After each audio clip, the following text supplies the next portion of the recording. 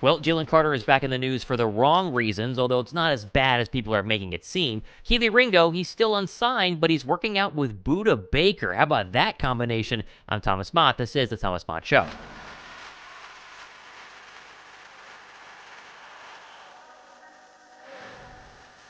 What's up, guys? Thomas Mott here. Welcome to the Thomas Mott Show on a Friday. Let's start with the Jalen Carter lawsuit news, which is a new lawsuit. Talked about one after the draft. Here's a new one coming from another former member of the Georgia football staff. The full details are interesting. It's not going to impact Jalen Carter in any negative way on the football field, but it is kind of a bad headline that you don't want to see in the news. Obviously, the former Georgia staffer is suing not only the school, but Jalen Carter as well. Here's the full rundown. Victoria Bowles, who survived the fatal car wreck that killed a University of Georgia football player and recruiting staffer on January 5th, has filed a lawsuit against the UGA Athletic Association and the Philadelphia Eagles rookie Jalen Carter, who police accused of racing the SUV being driven by recruiting staffer when it was wrecked. Now, this goes on to say that the lawsuit filed in a state court in Gwinnett County on Wednesday by Bowles went on to go ahead and basically say the recruiting staffer Chandler LaCroix shouldn't have been driving the leased SUV when it left the road and struck trees and utility pole. Basically, what's going on here is this staffer is suing Georgia for basically saying that the person who was driving the car that was racing against Jalen Carter should not have been allowed to drive because that person had a bunch of speeding tickets and kind of reckless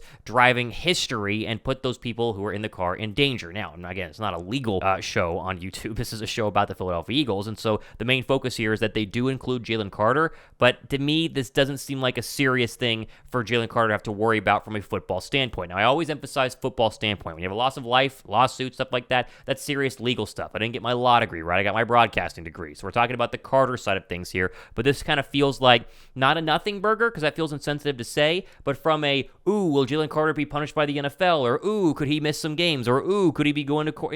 It doesn't feel like that's going to be happening. Now, this similar thing happened with the father, I believe, of the person who passed away, also suing Jalen Carter around the draft. Have not had any updates on that one as well. Feels like lawsuits are going to be pending. These things take a very long time. Lawyers collect their money, people go ahead and settle, and so on and so forth. So it's going to be a big headline. It's going to draw a lot of clicks. You're going to see it on Twitter. But overall, it's not a big deal, in my opinion, from a football standpoint, which is what I think most of you guys are worried about. Will this impact him for training camp? Will this impact him for his rookie year? At the moment, it doesn't seem to be the case at all. Now, I did mention on our Wednesday live show with Josh Davis, that Jalen Carter so far has stayed out of the news. He's been working out, been looking good. But let's give you a good story here on Jalen Carter, because for as many bad stories as come out against him, there's a good character story here that the Eagles Nation on Twitter has. Quote, last season at Georgia, Jalen Carter found out that his walk-on teammate Weston Wallace wasn't able to receive all of the meals that scholarship players received. Upset by this, Jalen bought Wallace lunch every single day out of his own scholarship money, end quote. And so,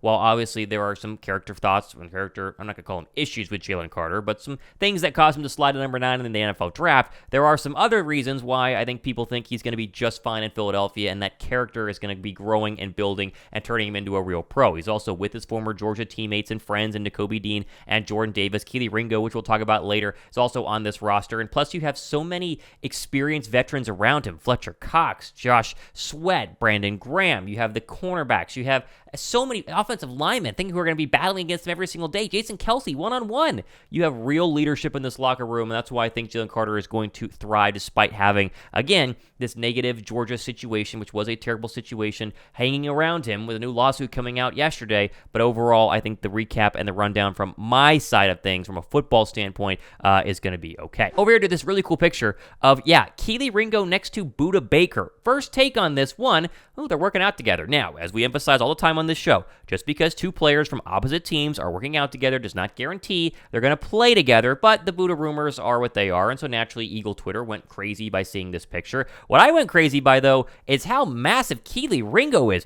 Budda Baker is not a small guy. Budda Baker is big, he's physical, he's thick. He looks tiny next to Kelee Ringo in this one. Ringo's arms even look bigger than Budda Baker's arms. I mean, goodness gracious. This guy, there's a reason why he was drafted in the National Football League. Now, you throw the film on of Kelee Ringo. We talked about this. He can get burned a lot. He can get beat a lot. The length doesn't always save him. The footwork can be a problem. But he has the size. This is Jalen Ramsey type size. This is like big, physical, long Champ Bailey type cornerback that you want in the National Football League if they can figure out the lower half of the body, right? The lower legs, the movement, the turns, the switch, the cuts, That's what's going to be Kelee Ringo's biggest, I think, challenge going into the NFL. But much like Jalen Carter, the beauty of Kelee Ringo's situation is he has veterans around him. Kelee Ringo gets to learn behind Darius Slay and James Bradberry, two top 10 cornerbacks in the National Football League last year. Maybe the best cornerback tandem in the entire NFL. He's going to get to learn, he's going to get to grow, and hopefully not even have to worry about playing this year, to where he maybe can come in a year or two when Darius Slay moves on or James Bradberry gets a little bit old and they have the next great cornerback in Philadelphia. That's the thought process with Kelee Ringo. Now, from a Budda perspective, listen, we all know Budda would like to be in Philadelphia. He said so. We've talked about this. He'd love to be in Philadelphia. But from a trade perspective, odds are it's not going to happen. But if there was going to be one, end of training camp move that would make the most sense for Philadelphia from a Howie Roseman probability standpoint, Budda is the one. It'd be the same as C.J. Gardner-Johnson last year, right? C.J. Gardner-Johnson, unhappy with this contract situation, wants to get out. The Saints say no. They go through training camp, and then finally at the end, he's traded. You can see the Cardinals doing a very similar thing with Budda Baker. Is he going to do it confirmed because he's working out with Kelee Ringo? No, but it's fun to see a picture here. Really, really good stuff. Can't wait to see what Philadelphia is going to do with Kelee Ringo. Finally, a fun story on a Friday here. Is that Jalen Hurts in a UPS outfit? No, but it sure looks like him. This is Jalen Hurts' look-alike UPS driving buddy on TikTok, and apparently he is so similar, and literally, looks just like Jalen Hurts. He looks so similar to Jalen Hurts, ESPN is flying a crew down to where he lives in Corpus Christi and is doing some sort of filming with him. Who knows exactly what it is, but I'm sure Jalen Hurts has taken notice. This guy looks exactly like him. Are you kidding me?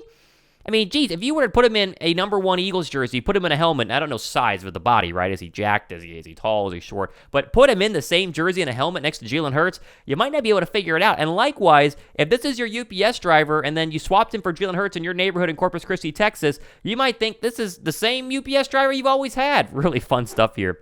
Did a short on this one today as well. Be sure to go ahead and check that out. It's fun to see stuff like this when we're almost done with the off season, to where you're going to have fun stories as always. But once we get to the end of next week, people report July 25th. Oh my goodness, it's going to be so much fun. It's going to be a very, very, very good time for everybody involved. You, the watcher, us, the content creators, giving you all the latest Eagles training camp news and rumors. So if you appreciate it, we're less than 200 away from 14,000 subscribers here on the channel. We might be able to get 15,000 by the start of training camp. If possible, go down and hit the red subscribe button. I would greatly appreciate that. All right, ultimate winner day on a Friday edition of the Thomas Mott Show. Hope you guys have a fantastic weekend and enjoy the rest of your day. This has been the Thomas Mott Show.